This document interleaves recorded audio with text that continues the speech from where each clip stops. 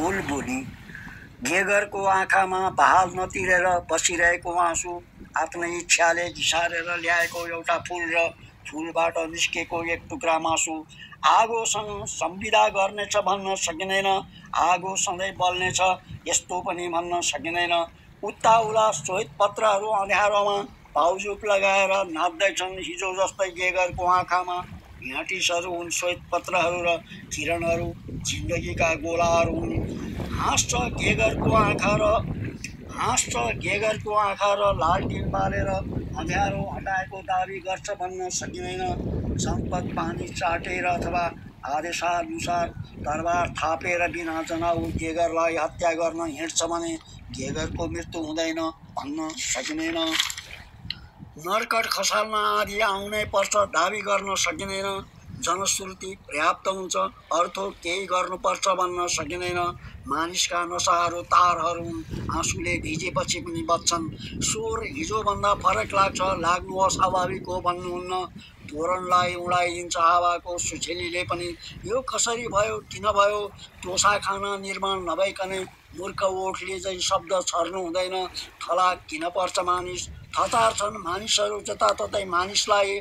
थचारेर मानिसलाई मानिसले सोध्नुहुन्न घाउ कत्रो लाग्यो, ढतार बोकेर मानिसलाई मानिसले सोध्नुहुन्न। दङ्गलबाट टाढा जान खोजिरहेको छ गेगर, एक्लै हिँडे पनि आगो खानु अनिवार्य छ, माटो खानु अनिवार्य छ। कुनै दिन दग्ध नसाहरूलाई आराम दिनै पर्छ कुनै समय। नातिहरू नसोध घाउका बुट्टाहरू कस्ता छन्, मौसुलीका दासहरू कसरी हेर्छन्। सुबोल बोलिरहेछ कागले भन्दै, घाउ छ फुलमा पनि, फुलको मासुमा पनि र गेगरको आफ्नै अबेबमा पनि। बाटोमाथिको ढुङ्गालाई बारम्बार धुर्पिस लिएर ठोक्यो बिचरो गेगरले। आफ्नो मासुको मिल्दो आँखालाई पनि ठोक्यो। हडताल जुलुस नारा सबैलाई प्रेम बनाएर आफ्नो छातीमा गेगरले ठोक्यो। फुललाई पनि ठोक्यो। ध्रुवपद बिर्स्यो गेगरले, कसैले नभन्नु, रुन पनि बिर्स्यो नभन्नु। आँसुहरू मित्रहरू चाहिँ बारम्बार आइरहेका छन् आँखाहरू सफा पार्न। नसरीले लगाएको ओकती गेगरले आँखामा दलिरहेको छ।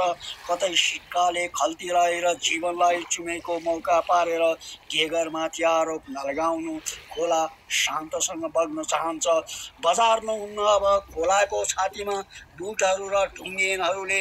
सूर्य उदाएको कुरा गर्नुहुन्न, बेअदबीसित बोल्नुहुन्न। घाम लाग्यो गेगर, हो घाम लाग्यो।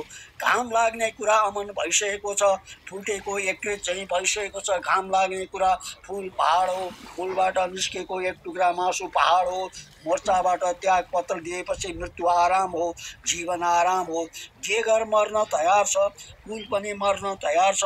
फुलबाट निस्केको एक टुक्रा मासु आगोसँग संविदा गर्न तयार छ भन्न सकिँदैन।